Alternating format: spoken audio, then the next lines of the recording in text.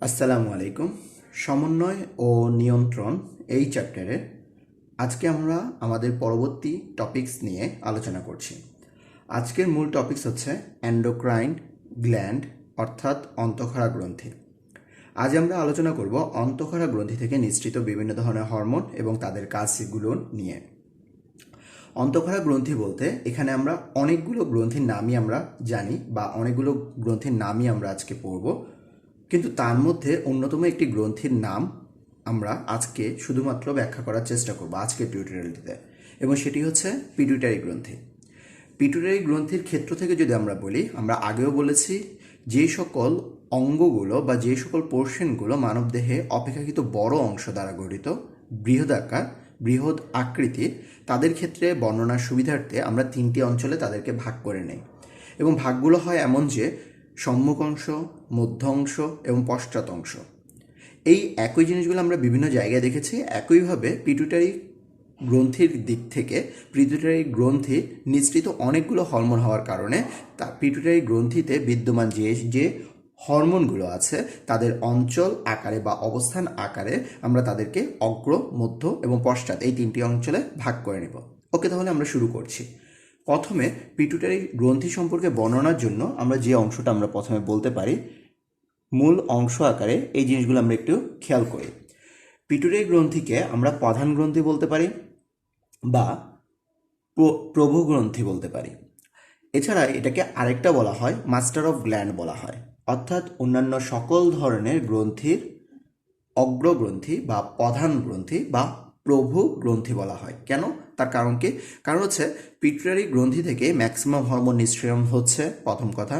আর দ্বিতীয় কথা হচ্ছে এই গ্রন্থি থেকে নিঃসৃত হরমোন দ্বারাও অনেকগুলো গ্রন্থির সিক্রেশন নিয়ন্ত্রণ করছে। তার মানে হচ্ছে এই গ্রন্থির ব্যাপকতা অনেক বেশি। আরও কিছু বৈশিষ্ট্য আছে, বৈশিষ্ট্যগুলো আমি একটু হাইলাইট করি। নিঃসৃত হরমোন সংখ্যা সবচেয়ে বেশি বললাম, সবচেয়ে গুরুত্বপূর্ণ কিন্তু সবচেয়ে ছোট, অর্থাৎ আকারে সবচেয়ে ছোট এই গ্রন্থিটির আকার।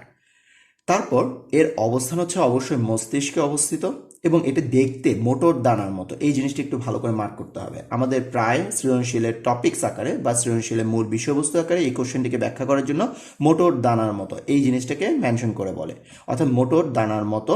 এটা হচ্ছে পিটুইটারি গ্রন্থির আকার, এবং এটার ওজন হচ্ছে 0.5 গ্রাম, অনলি 0.5 গ্রাম। কিন্তু এই 0.5 গ্রামের এই গ্রন্থিটির থেকে নিঃসৃত হরমোনের সংখ্যা এতটাই বেশি যে এটিকে আমরা তিনটি অংশে ভাগ করে নেব, বিভক্ত করে নেব। এই তিনটি অংশগুলো কি কি আমরা আগেই বলেছি, সম্মুখ, মধ্য এবং পশ্চাৎ অংশ। সম্মুখ অংশটাকে আমরা এমনিতেই বলতে পারি জাস্ট 6টি ট্রপিক বা উত্তেজক হরমোন নিঃসরণ করে সম্মুখ অংশ থেকে। মধ্য অংশ থেকে মেলানোসাইট হরমোন খরিত হয়। মেলানোসাইট কি আমি একটু পরে আবার বলছি। আর পশ্চাৎ অংশ থেকে দুটি হরমোন নিঃসৃত হয়। জাস্ট এতটুকু আমরা ইন্ট্রোডাক্টরি আকারে বলতে পারি। এখন এই যে 6টি হরমোন বললাম বা দুটি হরমোন বললাম কিংবা মেলানোসাইট হরমোনটি বললাম, তার সম্পর্কে একটু ব্যাখ্যা করব। ওকে, তাহলে আমরা মূল অংশে চলে আসি। আমাদের গ্রন্থি আকারে যদি আমরা বলি, আমাদের প্রথম যে হরমোনগুলো আছে আমি এখানে সিম্বলিক আকারে দিয়ে দিচ্ছি। প্রথম অংশ আকারে আমি একটু দেখানোর চেষ্টা করি। পিটুইটারি গ্রন্থি আকারে দিলাম, গ্রন্থি আকারে পিটুইটারি গ্রন্থি। হরমোন আকারে এখানে আমরা তিনটা ভাগ দিয়েছি, অর্থাৎ এতটুকু পর্যন্ত প্রথম অংশ, এটা তার দ্বিতীয় অংশ, এবং এর পরবর্তী অংশটি হচ্ছে 3 নম্বর অংশ, অর্থাৎ এডিএইচ এবং অক্সিটোসিন, এটি হচ্ছে তার তৃতীয় অংশ। তাহলে আমি একটু একসাথে পুরো অংশটাকে একটু কভার করার চেষ্টা করি। শর্ট ফর্মে আমি যে অংশগুলো দিয়েছি সেগুলো শর্ট ফর্ম থেকে আমরা ব্যাখ্যা করব, এতে আমাদের শিখতে সুবিধা হবে এবং বর্ণনা করতেও সুবিধা হবে, মনে রাখতেও সুবিধা হবে। প্রথম অংশটি STH, এটির ফুল ইলাবোরেশন হচ্ছে সোমাটোট্রপিক হরমোন। আমি আরেকবার রিলেট করি, সোমাটোট্রপিক হরমোন। সোম মানে দেহ, দেহে ট্রপিক মানে উত্তেজক হরমোন। দেহ বৃদ্ধি করার জন্য যে হরমোন নিয়োজিত তাদেরকে আমরা বলবো সোমাটোট্রপিক হরমোন। অর্থাৎ এই হরমোনের কাজ হচ্ছে আমাদের দেহ বৃদ্ধিতে সহায়তা করবে। কাজ আকারে লিখতে পারি দৈহিক বৃদ্ধি নিয়ন্ত্রণ করা। ওকে, এরপরের অংশটা হচ্ছে TSH, অর্থাৎ এটির ইলাবোরেশনটা হচ্ছে thyroid stimulating hormone. Thyroid stimulating hormone অর্থাৎ থাইরয়েড গ্ল্যান্ডকে স্টিমুলেট করবে। একই কথা, ট্রপিক উত্তেজক হরমোন, স্টিমুলেট বৃদ্ধিকারক হরমোন। কাজ আকারে বলতে পারি থাইরয়েড গ্রন্থির ক্ষরণ নিয়ন্ত্রণ করা। ওকে, এর পরের অংশটা আমরা বলতে পারি এলএইচ। এলএইচ মানে হচ্ছে লুটিওনাইজিং হরমোন। লুটিওনাইজিং হরমোন কি করবে? এটি সাধারণত জনন হরমোন হিসেবে আমরা বলতে পারি, অর্থাৎ নারীদেহের ডিম্বপাত এবং পুরুষের ক্ষেত্রে টেস্টোস্টেরন এই ধরনের সিক্রেশনগুলো এরা উদ্দীপ্ত করতে পারে বা সিক্রেশনটাকে ত্বরান্বিত করতে পারে। আচ্ছা, এরপরের অংশটা হচ্ছে ফলিকল স্টিমুলেটিং হরমোন, যেটাকে আমরা শর্ট ফর্মে বলতে পারি FSH, অর্থাৎ ফলিকল স্টিমুলেটিং হরমোন। এই ফলিকল স্টিমুলেটিং হরমোন ফলিকলকে স্টিমুলেট করবে, ত্বরান্বিত করবে। কিরকম? ডিম্বাশয়ের ফলিকলের বৃদ্ধি ত্বরান্বিত করা। এরপরের অংশটা হচ্ছে PRL, এটাকে বলা হয় প্রোল্যাক্টিং হরমোন। কি বলা হয়? প্রোল্যাক্টিং হরমোন।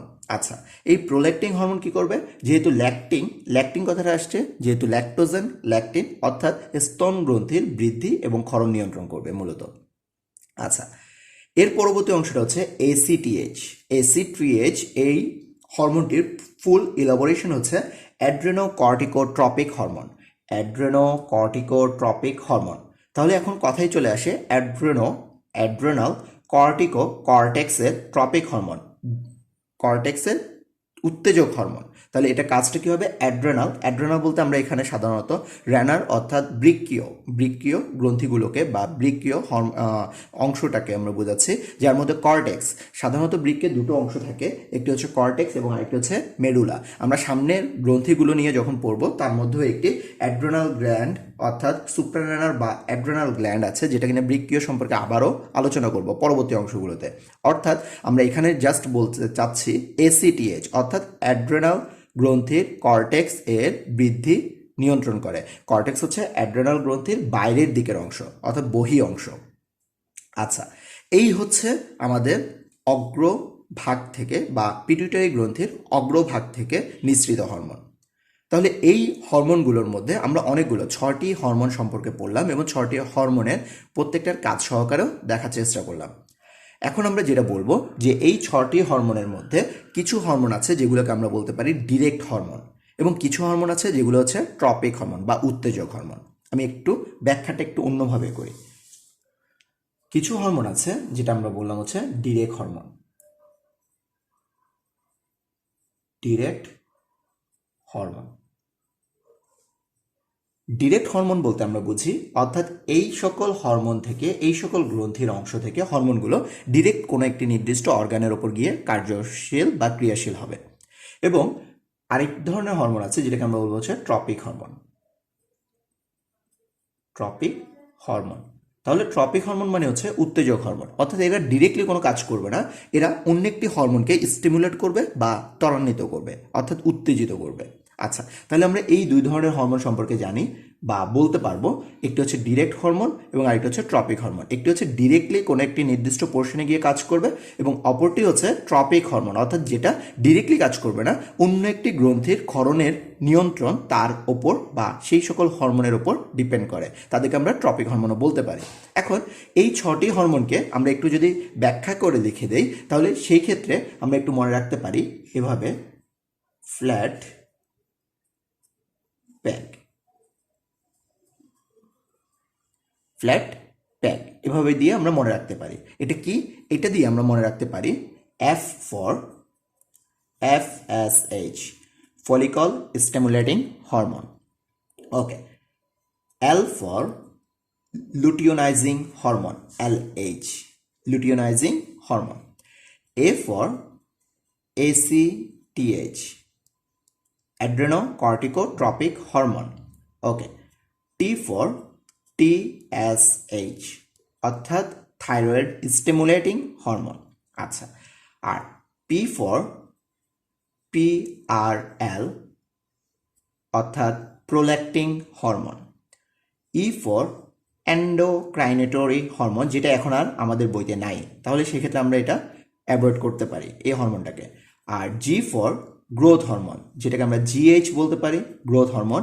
আর আমাদের বর্ণনা সুবিধার্থে এটাকে আমরা বলতে পারি STH অর্থাৎ সোমাটোট্রপিক হরমোন। তাহলে এই হরমোনগুলোকে আমরা বলে দেখতে পারি, অর্থাৎ যাদের ক্ষেত্রে আমরা বলতে পারি যে ফ্ল্যাট প্যাক দিয়ে আমরা মনে রাখতে পারি, অর্থাৎ হচ্ছে FSH অর্থাৎ follicle stimulating hormone, LH luteinizing hormone, A for ACTH অর্থাৎ adrenocorticotropic hormone, T for thyroid stimulating hormone, P for prolactin hormone and G for growth hormone that is somatotropic hormone STH।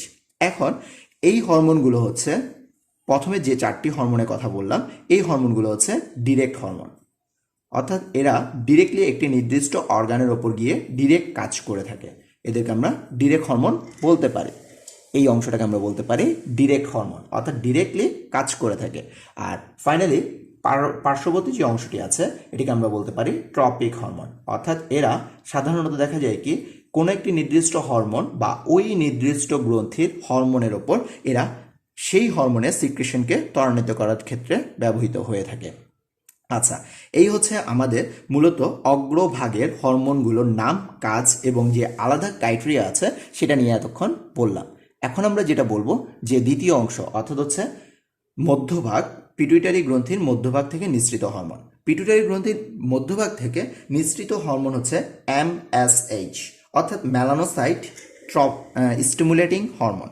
Melanocyte অর্থাৎ melanin যে কোষে থাকে সেই কোষের মূল উপাদান যে মেলানিন আছে তার কি না উত্তেজিত করবে বা তাকে ত্বরান্বিত করবে, ট্রপিক করবে বা স্টিমুলেট করবে। আচ্ছা, এখন এই মেলানিন ব্যাপারটা কি, এটা আমরা বিগত লেকচারগুলোতে বলে আসছি। মেলানিন এটা হচ্ছে এক ধরনের রঞ্জক পদার্থ যা কিনা আমাদের বিভিন্ন কোষ, ত্বক এবং চুলের বর্ণ নিয়ন্ত্রণ করতে পারে। অর্থাৎ মূলত মেলানিনের উপস্থিতির ওপর ডিপেন্ড করে আমাদের ত্বকের বর্ণ কালচে বা কালো হয়ে থাকে। এটি উত্তেজিত হয় সাধারণত সূর্যালোকের উপস্থিতিতে এবং এই পিটুইটারি গ্রন্থির মধ্যভাগ অর্থাৎ MSH থেকে নিঃসৃত হরমোনের ত্বরান্বিত বা উত্তেজক এই ভূমিকার মাধ্যমে। আচ্ছা, এটাকে আমরা বলতে পারি MSH, যেটা কিনা মধ্যভাগ থেকে, পিটুইটারি গ্রন্থির মধ্যভাগ থেকে নিঃসৃত হয় এবং ইহা আমাদের ত্বক এবং চুলের বর্ণ নিয়ন্ত্রণ করে থাকে। আচ্ছা, আর লাস্ট অফ অল পশ্চাৎভাগ, পিটুইটারি গ্রন্থির পশ্চাৎভাগ, অর্থাৎ এই পশ্চাৎভাগ থেকে দুটো হরমোন মিশ্রিত হচ্ছে। একটি হচ্ছে ADH অর্থাৎ হচ্ছে অ্যান্টি ডাইউরেটিক হরমোন ADH এবং আরেকটি হচ্ছে অক্সিটোসিন হরমোন।